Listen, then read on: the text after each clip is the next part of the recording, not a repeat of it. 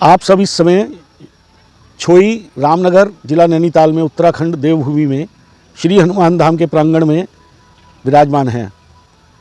मेरे पीछे श्री हनुमान धाम का आप जो चित्र देख रहे हैं, भव्य स्वरूप, वो है।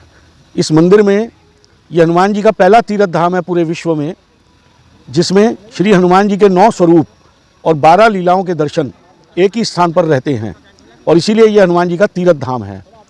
श्री हनुमान जी ने जो अपने जीवन में कृतित्व किए राम जी के लिए, राम जी की भक्ति और राम जी की सेवा, उन सबके स्वरूपों के दर्शन एक ही स्थान पर होते हैं। ये विश्व का अनूठा स्थान है जिसका नाम है श्री हनुमान धाम। हम यहाँ पर भक्ति के साथ साथ सेवा कार्य भी चलाने जा रहे हैं। विकलांग बच्चों की, जिनके हाथ और पैर प्रकृति और भगवान के द्वारा नहीं दिए गए या किसी एक्सीडेंट में चले गए, उन सब बच्चों के हाथ और पांव लगाने का कार्य विकलांग सेवा केंद्र के द्वारा किया जा रहा है। यहाँ नियमित रूप से भंडारे चलते हैं, जिसमें हज़ारों की संख्या में भक्त लोग भंडारे में प्रसाद पाते हैं। यहाँ पर एक फिजियोथेरेपी सेंटर चल रहा है, जिसमें आसपास के गाँव के रामनगर शहर तक लोग आते हैं और उनका उपचार करके वो अपने ठीक होकर धन्यवाद ज्ञापन करते हैं श्री हनुमान जी को। और यहाँ पर योग ध्यान चिकित्सा का भी एक केंद्र हम खोलने जा रहे हैं। यहाँ पर जो ट्रस्टी है श्री हनुमान सेवा ट्रस्ट के, या जो दर्शन हेतु दर्शनार्थी आते हैं, उनके रहने की भी व्यवस्था यहाँ पर है। उससे पहले संपर्क करके उसको बुक कराना पड़ता है। इस प्रकार का ये भव्य हनुमान जी का तीर्थ धाम उत्तराखंड रामनगर में देवभूमि में यहाँ पर स्थित है। कोसी नदी के तट पर दिल्ली से आने वाले लोग वाया हापुड़, मुरादाबाद, काशीपुर होते हुए रामनगर आ सकते हैं। लखनऊ, कानपुर, जयपुर, सब जगह से यहाँ पर गाड़ियाँ आती हैं।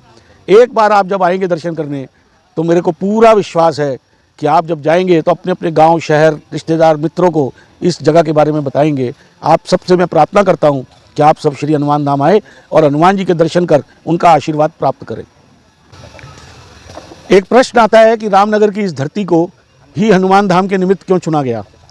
वाल्मीकि रामायण में एक उल्लेख आता है, श्री हनुमान जी ने जिस स्थान पर आज यहाँ गर्भगृह है, जहाँ हनुमान जी की दिव्य मूर्ति स्थापित है, उसी स्थान पर श्री हनुमान जी ने उस काल के अंदर तप किया था, तपस्या की थी।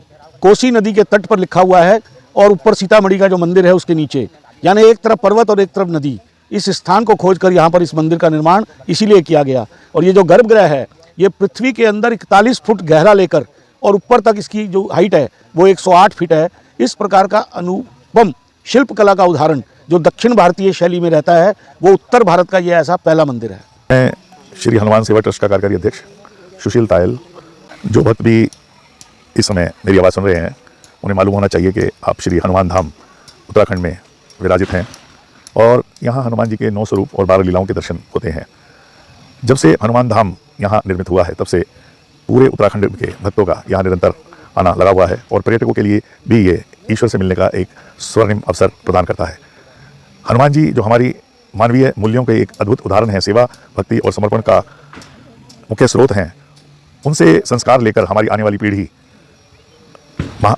अपने कर्तृत्व को सुधारे, यही भावना लेकर इस हनुमान धाम का निर्माण भक्तों ने किया है मिलजुल कर।